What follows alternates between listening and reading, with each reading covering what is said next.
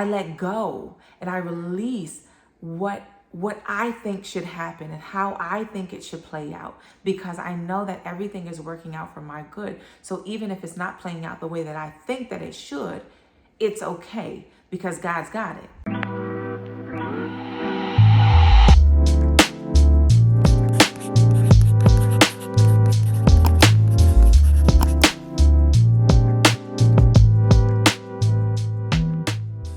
I was reading my Bible the other day and I came across this note that was in there, and I have it written down, right? Because when I came across that note, it was so much stuff that was coming through my mind that I just had to write down stuff. So I have it here so I won't miss anything.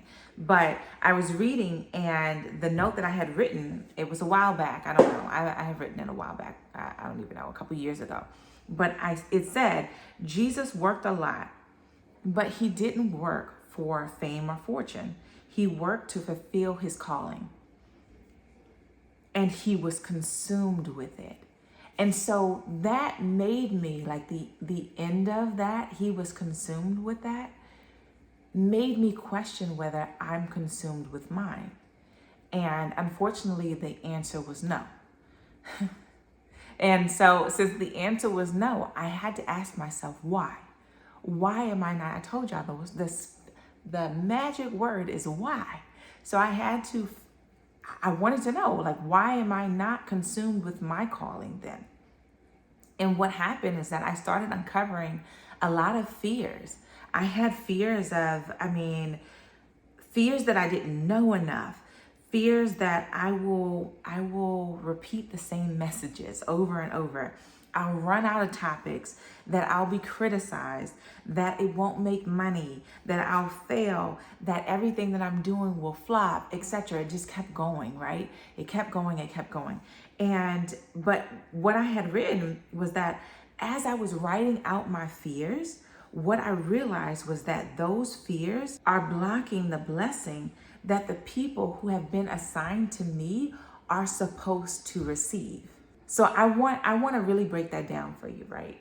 Because we often have fears that keep us safe, that keep us from really stepping out of our comfort zones, that keep us from really doing the thing that God is calling us and leading us to do. And so we're playing things safe, we're doing a little bit, but we're not really being consumed with it. We're not really giving our all into it, but we're just giving some, and we're leaving some in the reserve just in case things don't work out.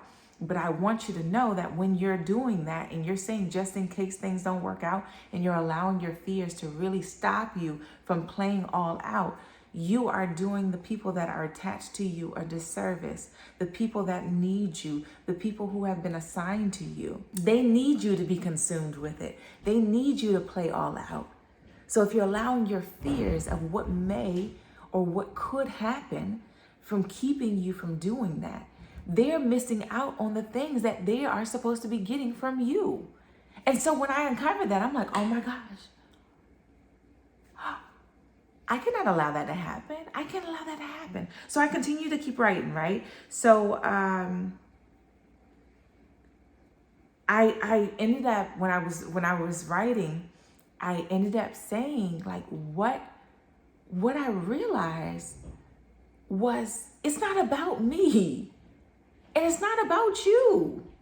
The things you are called to do something, it's not for you. It's like when you think about a tree or any plant, when you're thinking about the things that it produces things for what? Not its enjoyment, but for others. Other people come and pick the fruit. Other people come and admire the flowers and pick the flowers and give it to other people, and it brings them joy. That is what you are being called to do. This is why you have that calling. This is why you're supposed to be doing that. Yes, you are going to receive something from it. You are. You're going to be blessed. You're going to have peace. You're going to have joy. You're going to have happiness. You're going to have everything that you desire. But the thing is, it's not about you. So you saying, well, what if I look stupid? What if people don't accept me? What if I fail? What if I do that? So what? What difference does it make? Because it's not about you. We have to start taking ourselves out of this equation and realizing that it's about everyone else when this comes. So if I fail, okay, try it again or try something different. If this flops, okay, great. I'll ask for more guidance. Okay, you still want me to continue this or not? But taking your emotions and taking yourself out of this, just because you fail, just because people don't accept you, just because this happens, just because that happens, is not a reflection of you. It does not mean that you're doing something wrong. It does not mean that you're not good enough. It doesn't mean that you're not smart enough. It doesn't mean those things. So we've got to take ourselves outside of the equation. And one of the things that I said was just, and this is a part of detaching yourself from the outcome and not being so insistent on what must happen and what must occur and what must come from this. This is a part of that detachment and removing yourself away from it and saying, okay, well, look, if whatever, I'm hoping for the best. I am, and I'm expecting the best. But I let go and I release what I think should happen and how I think it should play out, because I know that everything is working out for my good. So even if it's not playing out the way that I think that it should, it's okay, because God's got it. It's already handled. What I've been promised is going to occur. What I've been promised is going to happen regardless. So the thing is that I wrote, if I become a world-renowned speaker, great.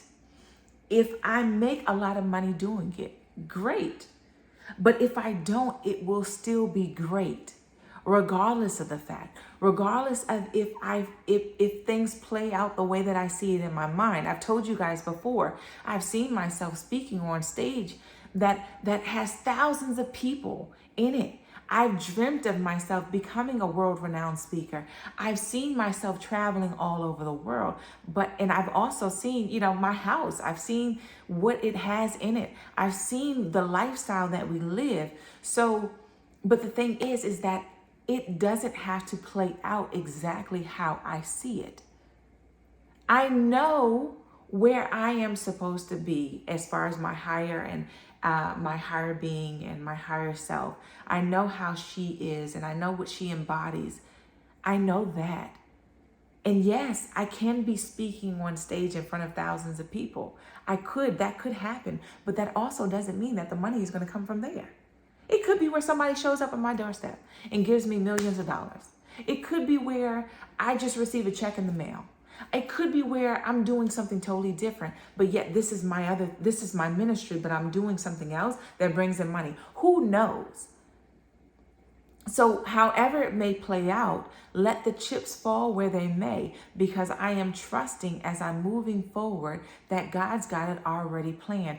I just need to fill in the gaps. I just need to do what He's telling me to do. I just need to go where I am called.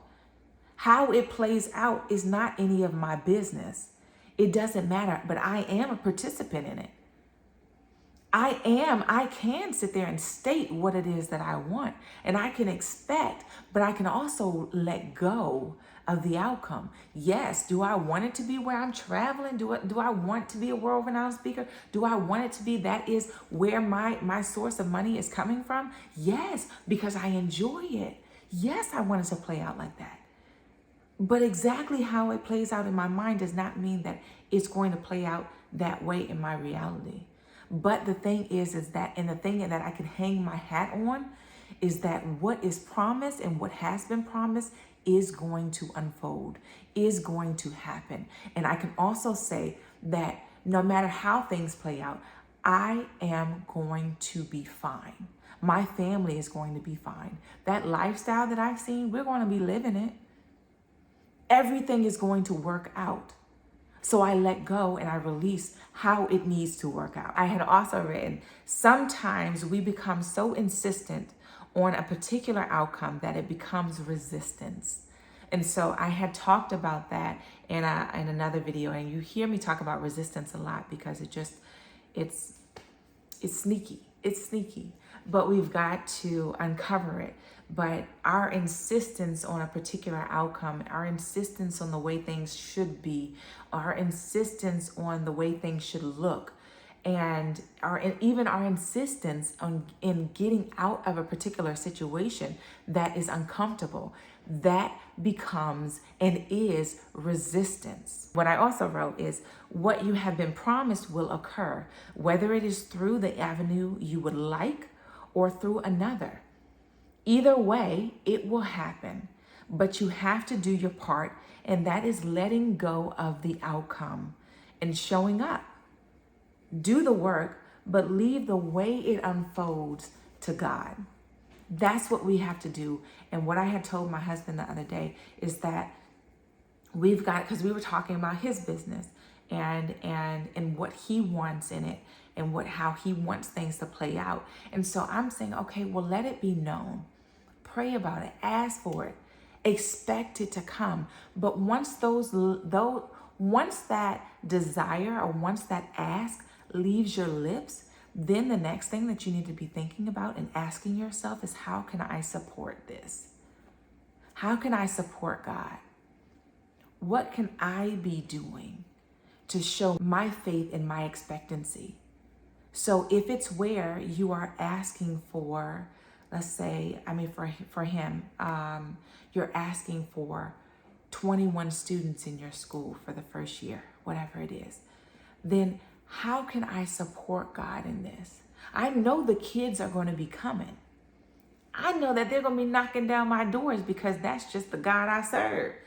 I know that it's coming. I know that it's on its way. So how can I now prepare for what it is that I asked for? So these are the things that you just need to identify when we are asking for something. Like I said, the moment that it leaves your lips, what are you now going to do to support it?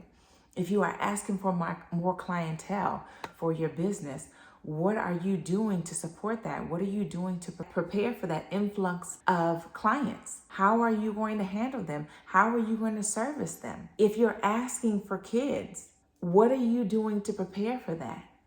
Are you reading books? Are you buying a crib? That could be a huge demonstration. Are you acting as if this thing is already going to happen? This is what we have to do, and this is the part of not only asking big, but expecting big.